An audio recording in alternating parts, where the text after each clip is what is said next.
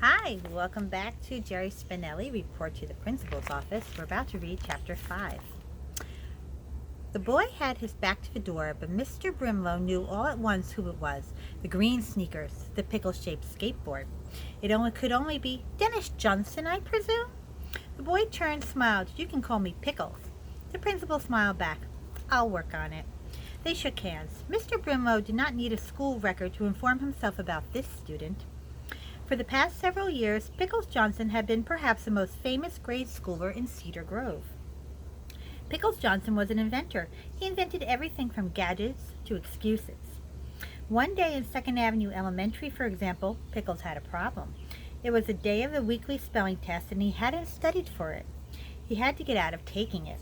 As the test was about to begin, the teacher noticed Pickles madly scratching his chest. When she unbuttoned his shirt, she saw 100 little red spots and heard Pickles groan, "Chicken pox!" She sent him to the nurse.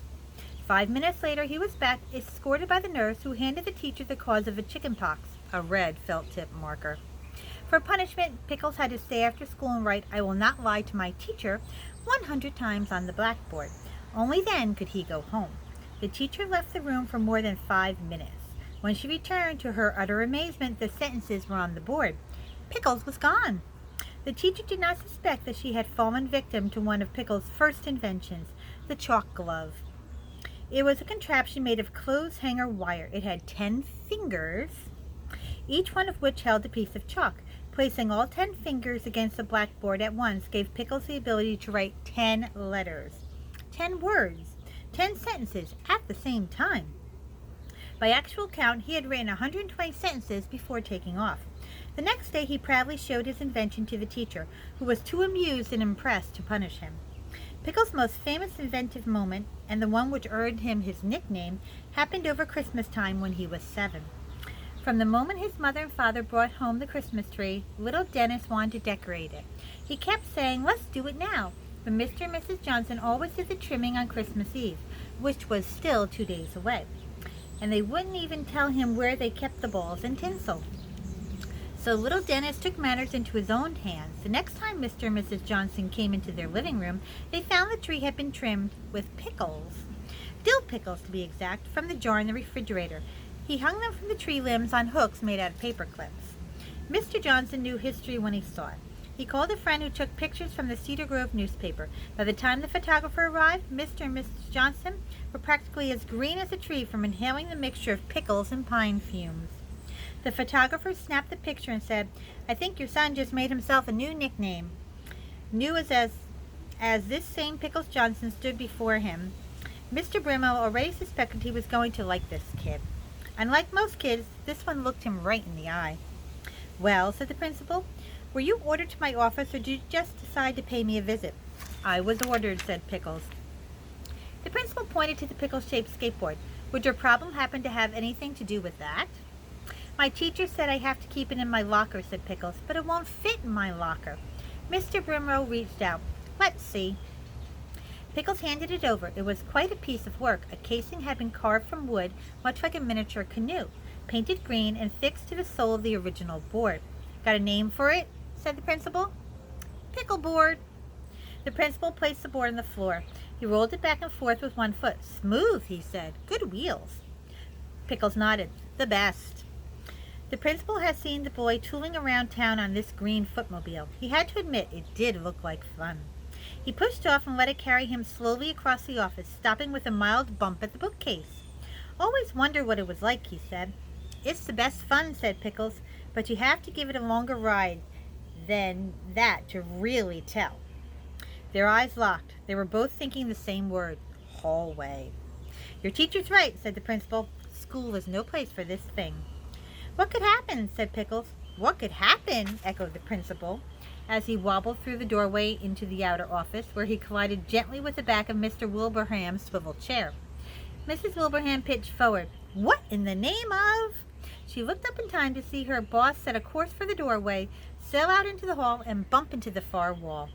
Pickles followed. "When you get going," he said, "it's like you're flying." He looked down the long length of the hallway at the shiny, newly waxed linoleum, especially on a new floor like this. The principal pushed off. 1 push, 2, 3. picked up his push foot, wobbled, pushed again, climbed on, and went sailing past the startled nurse who was stepping out of the infirmary. Past the library he sailed, faster and faster, the wheels humming like a blender on puree. Behind him, running now, the boy yelled, "Yahoo!" Ahead of Mr. Brimlow loomed the end of the hallway, the door to room 101, Mrs. Volker's geography class. "How do I stop this thing?" he yelled just as the bell rang, just as Mrs. Volker opened her door, just as he shot past her nose and into the room, swatting the huge globe of the planet on his way to a crash landing with Mrs. Volker's desk. In the stunned silent stillness that followed, the only sound was the whir of the globe, spinning like the earth had gone mad. The class, many of them frozen halfway out of their seats, gaped in mute wonderment as their principal rearranged a few things on Mrs. Volker's desk, stood tall, straightened his bow tie, cleared his throat, pointed out the door and down the hallway with the pickle-shaped skateboard, and bellowed sternly, "That's what could happen." Moments later, in the crowded hallway, Mr. Brimlow whispered to Pickles, "That was some ride." Then he told Pickles he would not be allowed to bring this board to school anymore. He could pick it up in the main office on his way home, and then he invited him to lunch. Chapter 6. Back in his office, Mr. Brimlow took off his jacket. What a morning! Many times he had imagined the first day as principal, but never did he picture himself getting hijacked on a yellow school bus and then hoofing it back to school with a pair of sixth graders. It was the best beginning he could have had. Not only was he not going to fire the portly, hairy-eared bus driver, he intended to thank him.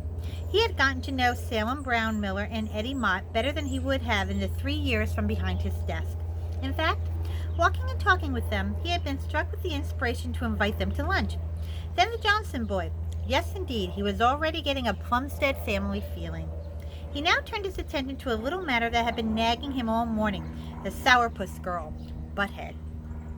Starting with the A's, he went through the 6th grade records, looking for that face, trying to imagine it with a smile. It didn't show up until the W's, and even then the smile was pretty skimpy. Her last name was Weiler, her first name was Elizabeth, and her middle name, surprise, surprise, was Sunshine. Sunny Weiler was on her way. She was sure she would be the first kid ever transferred out of Poopy, Plumstead. In first period math, the teacher had made them write out all the 12 times tables. She made sure she got everyone wrong. For example, she wrote 2 times 2 equals 94, and 5 times 5 equals 1, and 7 times 3 equals 2,392. And that wasn't all. She did them in her super sub-miniature writing. This is one of Sunny's great talents. She could make numbers and letters so small that at first glance they all looked like dots. Most grown-ups found them impossible to read. Wee writing, she called it, and it was perfect for secret notes to her best friend Hillary. And maybe also for getting herself kicked out of here and transferred to Hillary's school, Cedar Grove. She had squeezed the entire set of tables, 144 multiplications, into the lower right-hand corner of the paper in a space the size of about 2 postage stamps. Of course, a pointy pencil was essential to wee writing, so she made a further nuisance of herself by going to the pencil sharpener exactly 19 times. And now she sat in 2nd period English. The teacher, Mrs. Comstock, had given them an in-class writing assignment. "My most interesting day last summer," Sunny wrote. "My most interesting day last summer happened on 4th of July. My little brother was lighting a cherry bomb, and it went off and blew his nose off. He was groping around for it, but he couldn't find it because it flew in through the kitchen window and into a bowl of cereal that my father was eating. Only he wasn't looking. Then he took a spoonful of cereal and screamed, 'A nose! I just bit into a nose! Yuck!' And the ambulance came and took my brother to the hospital and took that nose along in a plastic bag full of ice cubes so it wouldn't rot, and they sewed his nose back on. But the problem was when my brother came outside, it was raining really hard and he drowned because they sewed his nose on upside down. Yes, it sure was the most interesting day around here in a long time." Now, Sunny wrote this, if you can see, in all lowercase letters and bad punctuation, and she spelled a lot of words wrong, and I think she did it on purpose. Sunny signed not only her name, but her home address and telephone number as well. She wanted to make sure the school authorities could reach her as soon as they decided to expel her. When she finished, she looked up and found someone smiling at her. It was the dodo from the bus. What is with this kid? He was 2 seats up in the next row, too far to smack or kick. Then she thought of a trick she often used to get rid of her little brothers when they were bugging her. She stared straight back at the dodo, stuck her finger up her nose, and pretended to pull out a boogie. Ew. She rolled the pretend boogie between her thumb and her forefinger into a perfect little pretend boogie ball. She set the pretend boogie ball on her thumb, dug the nail of her middle finger in behind it, and while the dodo's eyes got round as quarters, she fired. The dodo ducked, almost falling out of his seat. Sunny almost forgot herself and laughed. Shortly before the period ended, Mrs. Comstock was called to the classroom door. She came back in holding a small white piece of paper. She looked over to the class. "Elizabeth Weiler?" she said. Sunny raised her hand. Mrs. Comstock came down the aisle and gave her a piece of paper. The teacher's face revealed nothing. The bell rang. Sunny turned in her essay and gathered up her books and joined the mob heading out. She unfolded the piece of paper. She read, "Elizabeth Weiler, please report to the principal's office at lunchtime." Already!